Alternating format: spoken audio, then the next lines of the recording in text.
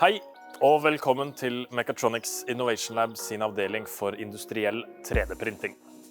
Mitt navn er Ole Bjørn Mo, og jeg er teknologiansvarlig for dette fagfeltet.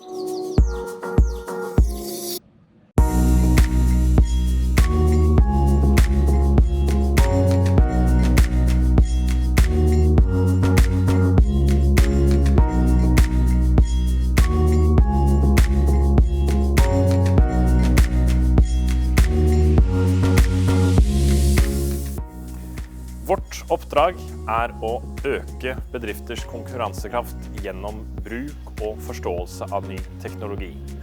Og jeg skal gi dere en liten introduksjon til potensialet som ligger i industriell 3D-printing, også kalt additive manufacturing.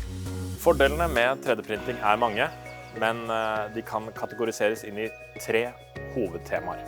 Det ene er design, hvor man kan designe mye friere enn før, og tenke på hvordan man faktisk ønsker at komponenten skal være, i stedet for hvordan den skal bli produsert.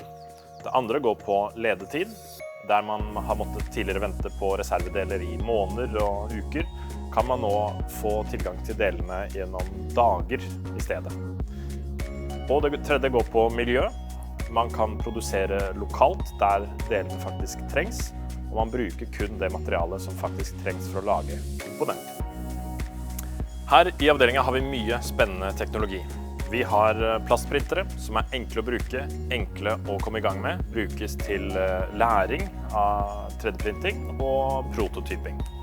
Vi har industrielle plast- og komposittprintere som kan printe raskt og presist og solid. Og vi har metallprintere som kan printe for eksempel aluminium, rustfritt stål, verktøystål, og lage komponenter som har like gode egenskaper som for eksempel støpte komponenter. Og disse metallprinterne kan også brukes til reparasjon av gamle komponenter og sådan gi de nytt liv. 3D-printing har kommet mye lenger enn folk flest er klar over, og det finnes mye spennende applikasjoner i de aller fleste industrier, og vi hjelper dere veldig gjerne i gang.